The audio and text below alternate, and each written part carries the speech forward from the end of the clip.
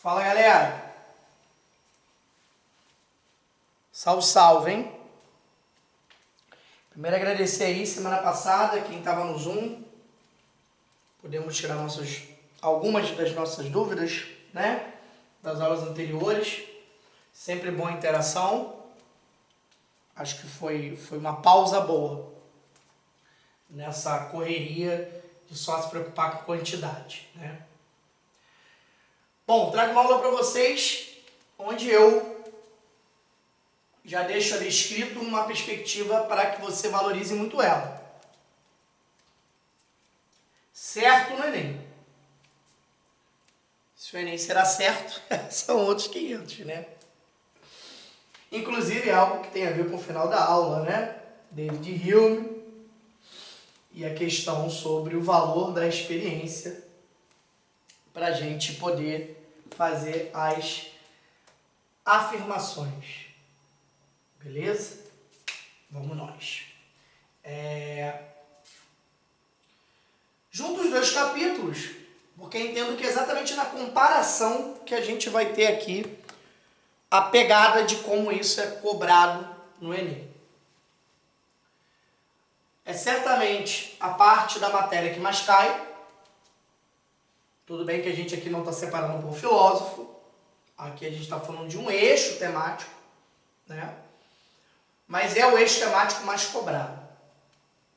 Praticamente todos os anos esse eixo temático está na prova.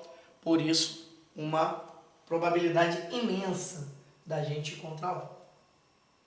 Um racionalismo e empirismo seriam duas correntes da filosofia. Tá bom? Duas correntes que estão contextualizadas na Idade Moderna.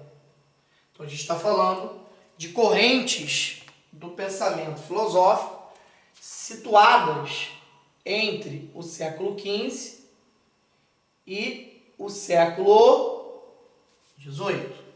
Ok? Beleza. O contexto histórico que a gente tem aqui é muito amplo, porque entre o 15 e o 18 a gente sabe que a gente tem uma multiplicidade de processos acontecendo na Europa.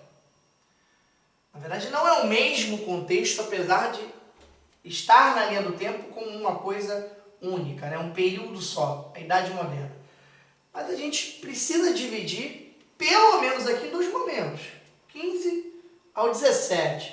A gente fala de estruturação e consolidação do antigo regime, com absolutismo, mercantilismo, colonialismo, os efeitos das reformas.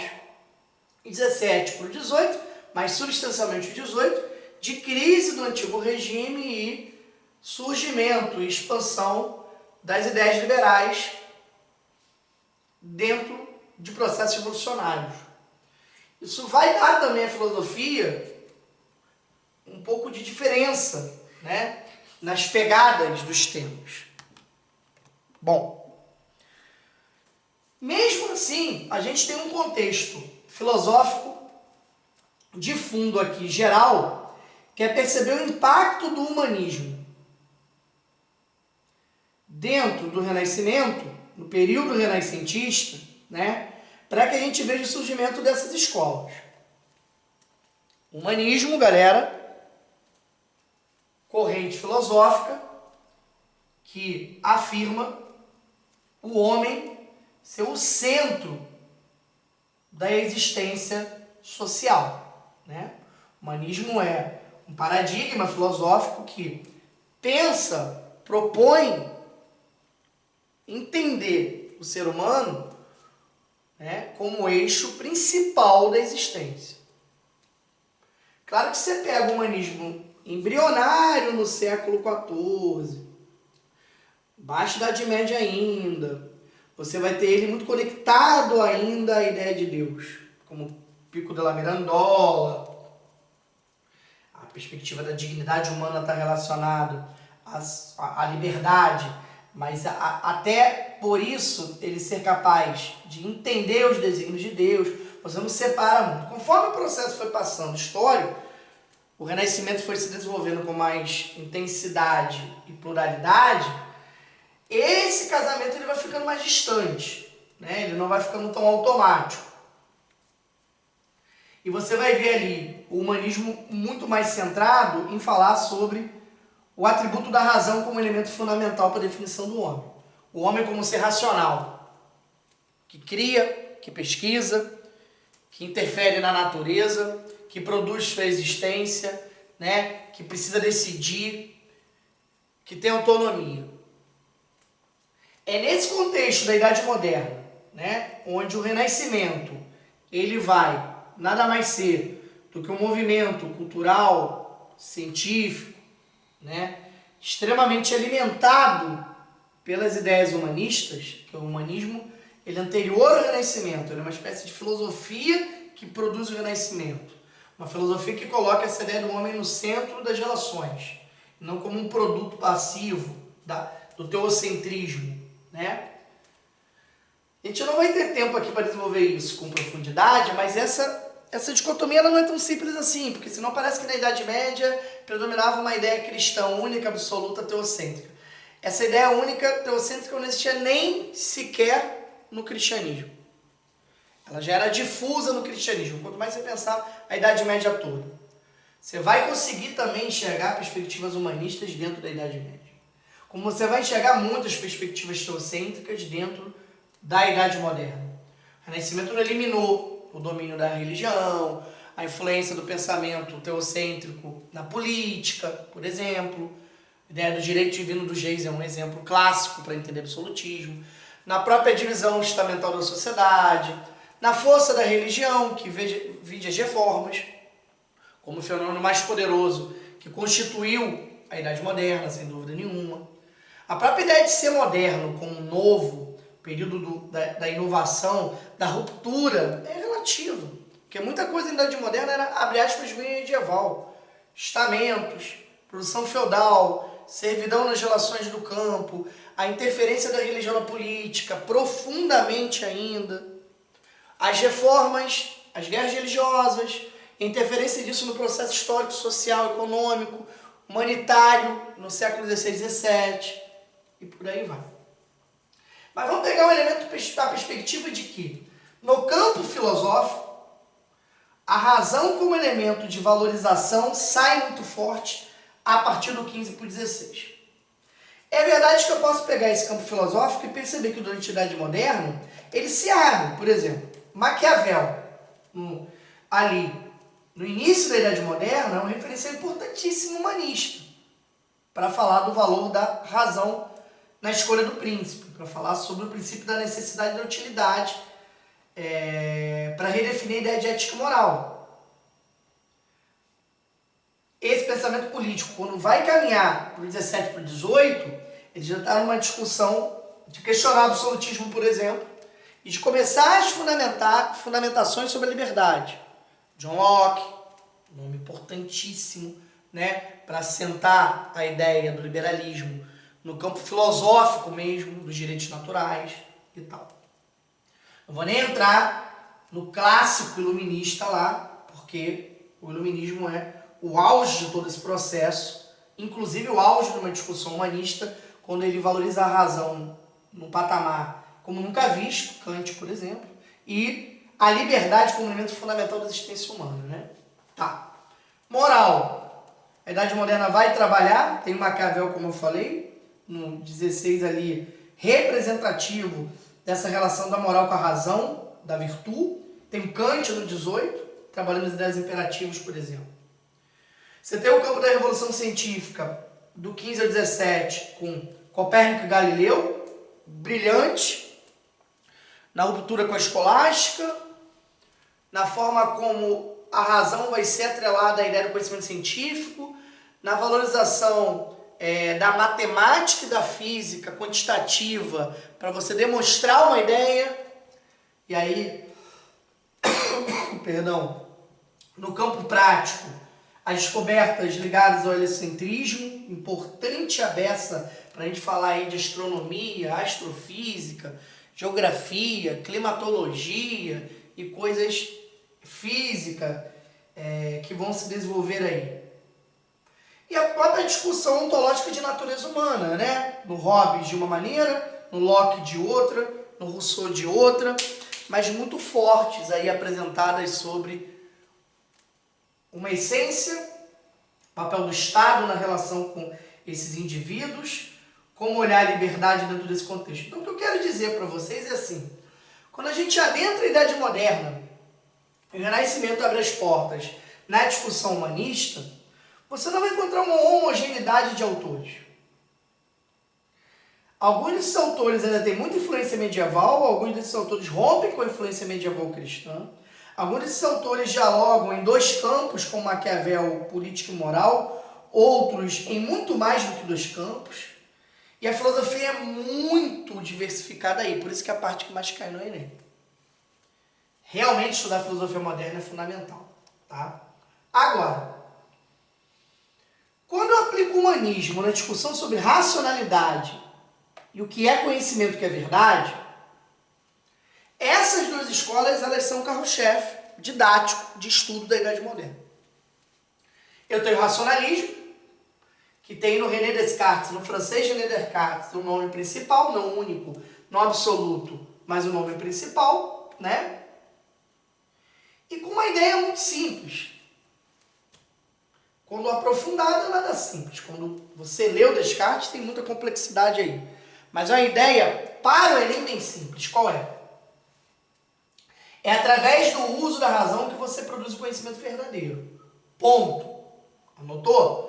É através do uso da razão que você produz o conhecimento verdadeiro. Beleza. Agora, que razão é essa? É razão que, segundo ele, se lembra um pouco o pressuposto platônico lá atrás, é razão pura. Ou seja, aquela que está na nossa consciência, na nossa capacidade subjetiva e individual de pensar. A famosa hipótese do cogito, né? Penso, logo existo. Eu penso. O pensamento é um atributo individual. Você vai falar assim, o animal não pensa, a planta não pensa, o relógio não pensa. Então eles não existem? Não é essa a relação. A relação que se faz aqui é como a razão é um ponto primordial para a dominância da existência e como ela altera a existência. A capacidade de pensar é fundamental para a existência humana. O homem, como ser racional, chega ao Descartes aqui como uma representação absoluta na história. E aí o que ele defende? Primeiro, que o eu, o indivíduo, o sujeito é o que produz o saber. Tem nada mais humanista, levando para uma epistemologia que debate ciência, do que isso. Você encontra o humanismo discutindo moralidade e uma nova ideia de poder ligada à escolha do príncipe, no Maquiavel, por exemplo. Você olha no Galileu e Copérnico uma pegada incrível de produção científica para fazer descobertas, por exemplo. Nesse campo filosófico do pensar a razão, o Descartes é a grande transição da escolástica para o pensamento moderno. E por quê? Porque aqui ele vai propor que o indivíduo é o sujeito que produz o conhecimento. Tem que conseguir elaborar, raciocinar, refletir para conhecer. O conhecimento vai vir como produto do uso da razão. Sim, é uma manifestação profunda do humanismo renascentista, né? E algo de valorização da dedução, porque essa capacidade de pensar produz o bom senso para que você elabore as ideias racionais sobre o que for. Só que o racionalismo ele vai se voltar em dois aspectos que caem muito no vestibular. O primeiro é que ele afirma que o conhecimento vai se produzir pela certeza. E o que pode produzir a certeza? Eliminar a dúvida. Então ele diz que o passo 1 racional é duvidar de tudo. Deve-se duvidar de tudo. Menos da dúvida e de Deus. Onde esse Deus entra aí? Para alguns, alguém muito ainda influenciado pela formação cristã, católica, francesa, forte do 16 para o 17. E aí o racionalismo cartesiano se coloca numa transição entre ainda os princípios poderosos cristãos de influência e essa trajetória humanista inicial. Para outros, muito mais uma estratégia de quem temia a Inquisição Francesa, muito influente, muito atuante, ali naquele período no controle do conhecimento científico e das, abre aspas, verdades científicas em produção intensa nessa época, né? Eu acho perda de tempo sem uma pesquisa mais consistente a gente cair nessa biografia, porque a gente sabe pouco, tem pouco tempo e não vai ser muito o elemento central do conhecimento que a gente quer colocar aqui. O que a gente quer aqui, independente disso, é afirmar que para ele a dúvida é o caminho da verdade. Por quê? Porque ela apaga, ela elimina o que um cara mais à frente chamado Francis Bacon, né, da escola britânica lá, do empirismo, né, vai chamar de ídolos, das crenças, das superstições. Então, até um determinado período da nossa trajetória, a gente tem certeza da existência de seres que explicam muito dos nossos eventos, dos presentes que aparecem para a gente. Nosso processo de racionalidade vai se desenvolvendo e você vai questionando a validade daquilo ali de um patamar tal que aquilo vai deixando de ter sentido até uma certeza, né? Te apresentar que aquilo é uma metáfora, que aquilo é uma história, de que aquilo é uma forma familiar de valorizar a sua infância, mas que não é real, como fenômeno, só é uma ideia, né? Então, a dúvida tem que ser radical. Só a dúvida radical pode produzir conhecimento seguro, só a dúvida radical pode romper contradições que não sejam verdades, né?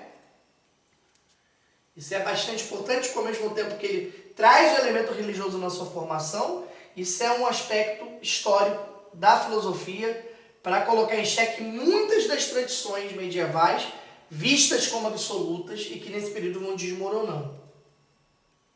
E o segundo ponto muito forte cartesiano é a crítica aos sentidos, onde ele fala sobre o espírito maligno, né? Ele fala da teoria dos sonhos. Fala. Por que as sensações enganam? Por que a razão tem que ser pura e as sensações não devem ser consideradas? Elas não devem ser validadas para se produzir conhecimento. Diferente do empirismo, que vai trabalhar com uma dimensão aqui, que é a dimensão da razão prática. Conhecimento racional puro não vai ser produzido como científico. A razão precisa ser experimentada e a experiência significa valorizar as sensações. A razão prática valoriza razão e sentidos, razão e sensações. Experimentalismo científico. A escola cartesiana fala desse espírito maligno quando diz: você sonha e tem sua realidade alterada. Você pode acordar suado, você pode acordar gritando, você pode acordar com alterações físicas. Mas como pode isso tudo acontecer se aquilo não era concreto como fenômeno, se era uma representação? E como confiar então no corpo, nos olhos, nas sensações, se eles podem trazer desconexões da realidade? Então, por exemplo, quando você é criança, está no carro, e o carro passa, você não tem a sensação de que é o poste que está andando? Que você olha para a lua está andando? Que você olha para a estrela está brilhando? Então, não existem alterações de percepção da realidade para os sentidos. Na visão cartesiana, se desconecta do conhecimento. Então, os sentidos enganam, deturpam a realidade. E por isso a filosofia racionalista, que apresenta o Descartes como o nome principal, é aquela onde o eu, através da razão pura, produz o conhecimento que é iniciado pelo questionamento da tradição, pela dúvida radical. Tá? Cai muito Descartes. Já caiu a dúvida metódica, já caiu a questão da razão pura, já a questão de que essa razão cartesiana de valores e sentidos, já caiu a perspectiva do humanismo, do eu como sujeito do conhecimento. Todos esses aspectos já caíram no Enem. Tá? Se liga nisso. E a outra escola, o empirismo, muito mais consistente do que a reflexão cartesiana, ela vai ter muitos nomes, né? Uma escola britânica tem muito a ver com a burguesia inglesa, a acumulação de capital, o investimento que ela fez no conhecimento científico em institutos dentro de Londres, como isso está conectado ao processo de transformação do comércio, surgimento da indústria, né? Essas coisas se relacionam muito no processo ali do 16 ao 18 na Inglaterra. E aí você tem britânicos aqui como esse carro-chefe. No empirismo, a razão é fundamental, mas ela é o passo primário. A razão, ela apenas é uma hipótese de conhecimento. Esse conhecimento verdadeiro, ele vem pela comprovação, que depende da experimentação. Então, dentro do empirismo não há valor na razão pura. Dentro do empirismo, a razão precisa ser prática. Os sentidos são fundamentais. Então, enquanto aqui, no Descartes, a razão é pura e os sentidos enganam, no empirismo a razão ela precisa ser comprovada, demonstrada, e as sensações são fundamentais para que isso aconteça. Tá? Acho que o capítulo 8 resume só o David Hume, empobrece vocês. O que empobrece vocês? Porque é preciso perceber que tem uma trajetória anterior ao David Hume, que é o mais complexo de todos eles, mas o empirismo não começou com o David Hume, né? No caso do primeiro que está ali, que é o Francis Bacon, né? Oriento vocês a pesquisar duas coisinhas. Primeiro, a teoria dos ídolos, tá? Que é uma crítica bem consistente da produção filosófica do Francis Bacon em relação às representações, às crenças, às superstições, influenciando negativamente o campo da realidade. Trazer para os dias atuais é bem legal, né? Então dá uma pesquisada, eu posso tirar dúvida de vocês na semana que vem sobre isso. O ídolo do foro, o ídolo da tribo, saber classificar, entender o que ele quer dizer aqui, tá? Fica a dica. E o ponto central que está ali, vê-lo como alguém importante para a definição do método científico. Tão desenvolvido a partir de então, e a grande referência para o capitalismo se desenvolver na história, como sistema. Ele que apresenta aqui a razão pura é apenas o primeiro passo da produção do conhecimento verdadeiro, que a gente chama de hipótese. Para chegar ao passo do conhecimento verdadeiro, né, que a gente vai chamar de tese, e que pode até virar uma lei, né? Aí vai depender da universalidade dessa tese. Vocês estudam muitas em física, em química, em biologia, com a gravidade, exatamente pela universalidade. Que dentro desse caminho aqui, tem uma coisa fundamental que é a experimentação. Ou seja, os sentidos são inevitáveis no conhecimento empírico. Uma ideia precisa ser comprovada, uma ideia precisa ser demonstrada. Isso passa não só por observar, mas por produzir experiências que levem a tal movimento. Essa ideia da hipótese precisar passar pela comprovação científica é fundamental na sustentação do empirismo como uma grande corrente que vai produzir a concepção burguesa de ciência, né, em tantas e tantas áreas que vão se desenvolver a partir do nível da Revolução Industrial. Um outro nome muito categorizado é o liberalismo, a ser precursor na discussão de Estado representativo, né, de valorizar a propriedade como elemento mais importante até que a liberdade como direito natural.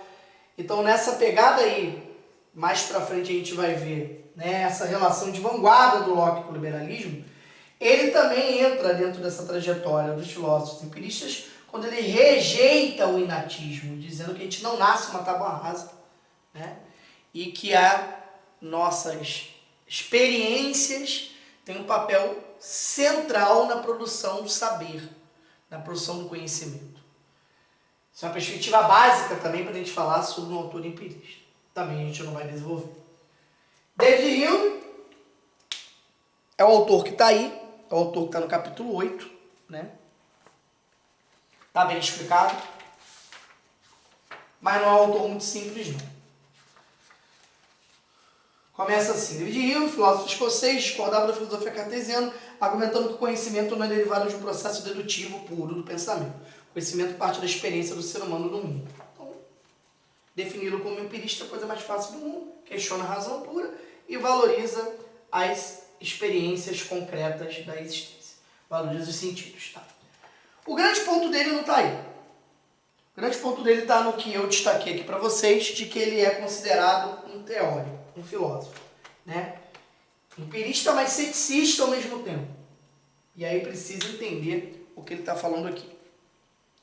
Na teoria do conhecimento proposto por Hume, destacam-se os seguintes conceitos: percepção, impressão e ideia.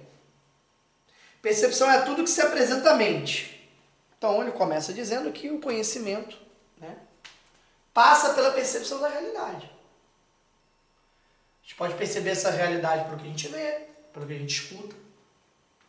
E aí sim pode estar deturpado, como Platão discutiu lá atrás, como o próprio Descartes discutiu. Depende muito da nossa criação, depende muito do nosso espaço de observação, depende muito da nossa imaginação. A percepção ela não é tão objetiva e tão auto-evidente, né? Se a gente estiver num quarto escuro e pedir para as pessoas perceberem os barulhos, quantas variáveis aí vão fazer com que essa percepção ela seja difusa, né? Mas, veja, quando a gente fala desse escocês chamado David Hume, tudo começa aí nesse campo da percepção. E a percepção é sensorial. Então, ele já começa processando o valor dos sentidos, né? Tá. Aí ele fala assim: percepção é tudo que se apresenta à mente. Se divide em impressões e ideias. Impressões são as sensações mais vividas e fortes que o ser humano experimenta. Ideias são cópias de impressões. Logo, são menos vividas e mais fracas que elas. Então, ele diz o quê? A percepção está subdividida em impressões e ideias. Inclusive, ele divide as impressões em dois campos. Pega o livro aí, ó. Impressões de sensação ou externa, cores, sons, tal, né? Barulhos. Impressões de reflexão ou impressões internas, paixões, desejos e emoções. Veja que no caminho da construção da filosofia do Hume, ele está dizendo o seguinte: olha, como você se conecta com a realidade tem a ver com como você percebe a realidade. E essa percepção sobre essa realidade está ligada às impressões que você tem sobre ela. O que você escuta? O que você vê? O que você sente? E isso tudo tem um papel fundamental para uma coisa um pouco mais subjetiva, que são as ideias que você produz sobre essa mesma realidade. Então veja, vamos produzir uma ideia sobre uma montanha de ouro. Se a gente nunca viu, essa ideia se baseia, né, na ideia de ouro e na ideia de montanha. Você junta aí duas percepções para produzir uma ideia.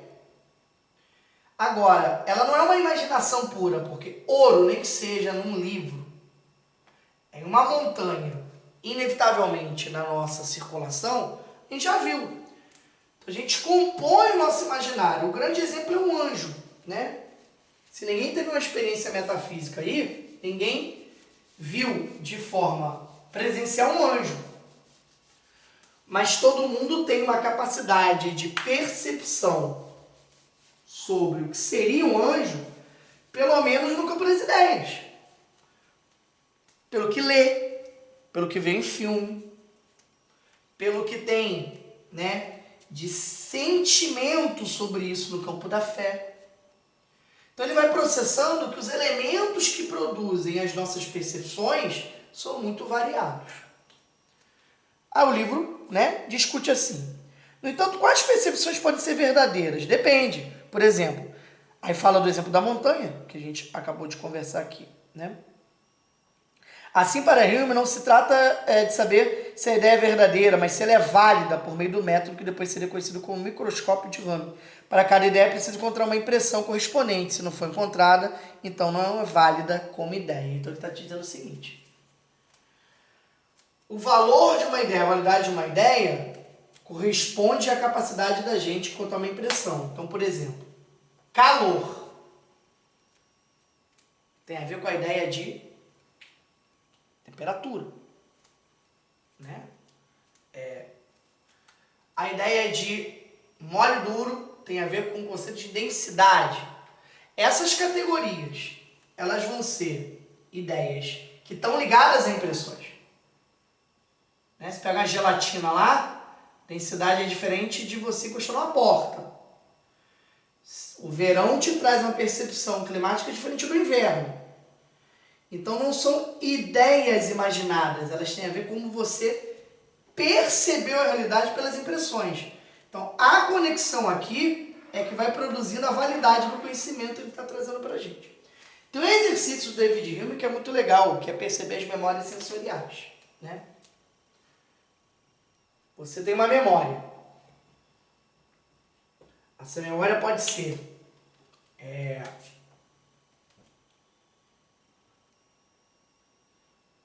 fogo queima. Veja, não é uma mera memória. Na verdade, aqui tem uma ideia que envolve temperatura, que envolve um fenômeno da natureza, que envolve uma impressão física, direta ou indireta, forte ou fraca. E uma percepção, claro. Né? De onde vem essa memória sua? Essa memória sua, ela vem claramente de uma percepção sensorial, direta ou direta, forte ou fraca. Você viu alguém se queimando ou você já se queimou. Se você já se queimou, essa memória é forte, porque ela não tem a ver só com uma ideia, ela tem a ver com a impressão. Automaticamente, se você não se queimou, mas faz uma associação indireta, ela é uma ideia fraca, porque ela é uma percepção muito mais distante para você, né? Que você consegue elaborar, observando, mas que ela não é direta. Dentro dessa coisa da percepção sensorial, né, ela ser forte ou ela ser fraca, ela está diretamente ligado ao processo de experimentação. Então, se eu já me queimei na infância, eu já tenho uma impressão muito mais forte do que é o fogo. E essa impressão e essa sensação não vai virar só uma memória sensorial. Dentro desse processo todo aqui, né, essa memória sensorial, ela vai me produzir um conceito, um conhecimento, que é esse aqui. Então, lembro de algo que me produz uma ideia, que está aqui, e que está ligado a esse processo de experimentação, do que dói, do que queima, do que é doce, então sabor, então temperatura, então densidade. Olha quantas categorias o Hume consegue propor a partir dessas perspectivas sobre impressões. E aí essas percepções vão gerando as memórias sensoriais que a gente vai ter sobre a realidade. O que é o grande barato da filosofia dele? É quando ele fala que o grande risco disso tudo são as generalizações. Por quê? Porque por mais que cada experimentação já te permita uma percepção e uma memória, o fenômeno é único, singular. E ele só existe quando se realiza. Então assim, todo dia o sol nasce, todo dia o sol se põe. Ao mesmo tempo que ele é empirista, porque valoriza a experiência, ele vai ser cético e dizer, isso não pode te produzir uma generalização com o conhecimento de o sol vai se pôr. Por que não? Porque isso pode ser uma percepção equivocada, que ele pode não se pôr. Uma coisa é uma tendência, uma probabilidade, que as próprias impressões e percepções nos dão sobre as coisas. Por exemplo, o fogo pode não queimar. Como? Se eu tenho uma luva produzida com material que protege. Você fala, fogo queima. Eu vou lá com a luva, boto a mão na tua cara. E aí? Você não falou que queimava? Ou seja, a ciência se desenvolve até por aí. Buscando a partir dessas ideias e impressões, construir elementos de conhecimento ali que possam permitir que a gente se relacione com os fenômenos. O controle da natureza passou por aí.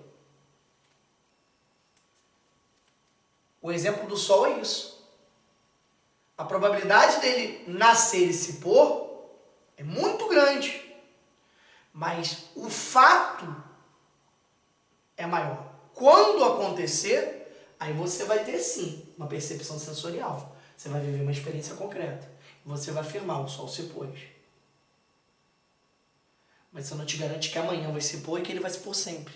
Então ele questiona a generalização dizendo que tira da gente o domínio da realidade que precisa ser baseado na experimentação plena. Essa experimentação plena, que vai produzir esse conhecimento, precisa estar ligado a um processo indutivo, precisa estar ligado à particularidade. O empirismo é inegável na obra dele quando ele valoriza o fenômeno, o acontecimento, a concretude para que você tenha o fato. E rejeita ideias generalizadas relacionadas às experiências. O que ele permite é que você tenha concepções baseadas nas memórias. Beleza? E ao mesmo tempo ceticista, porque ao mesmo tempo que reconhece que a experiência nos dá percepções, que nos produz memórias, que nos leva a ideias, coloca em xeque até que ponto essas ideias são sempre válidas. Os exemplos eles estão categóricos aí quando ele fala, na imagem, o personagem considera que todo conhecimento entra na cabeça e toma literalmente essa expressão. Tanto os racionalistas quanto os empiristas buscavam responder a pergunta: como o conhecimento fixa no pensamento? De que forma? Essas ideias, geralmente oriundas da imaginação, não são tão desconexas como parecem. Estão submetidas a 3 leis: associação por semelhança, associação por continuidade, no tempo e no espaço, e associação por causa e efeito. A fumaça na chaminé, né? Mas de repente você pode não ter fumaça na chaminé. Depende muito do que vai ser queimado ali. Quando o Hume examina a noção de causa e efeito, chega à conclusão de que a experiência do sujeito com a vida cotidiana só mostra uma associação de fatos, não uma conexão necessária entre eles. Como é possível saber se o sol vai nascer todo dia? Ou seja, como passar dos casos observados no passado pela plena certeza de que vai se repetir. É aí que entra o empirismo e o ceticismo. Né? A realização da experiência não te garante a reprodução dela. É isso que ele está falando. É preciso a vivência dela. Beleza? Tranquilo? Entendido? David Hume, o auge do empirismo, o auge da valorização da experiência para se ter conhecimento e o auge da ideia da indução. É preciso olhar caso a caso para entender o fenômeno. Ceticismo por quê? Ceticista por quê? Porque relativiza a generalização de uma ideia. Muito interessante aplicar essa perspectiva da ideia como fruto, né, de um processo empírico. e quando ela não é fruto de um processo empírico, como ela é um problema para a verdade. E a impressão como algo fundamental para a percepção. Beleza, galera? Racionalismo cartesiano, empirismo. Semelhanças e diferenças. O Enem ataca aí. Uso da razão, semelhança. A ciência como produtora de conhecimento, semelhança. A razão pura é diferente da razão prática. Os sentidos são enganosos por Descartes. Os sentidos são fundamentais para os empiristas. Hume como auge disso tudo. Dá uma arrumada nisso, faz os exercícios, que isso vai cair. É certo. Beijos e abraços.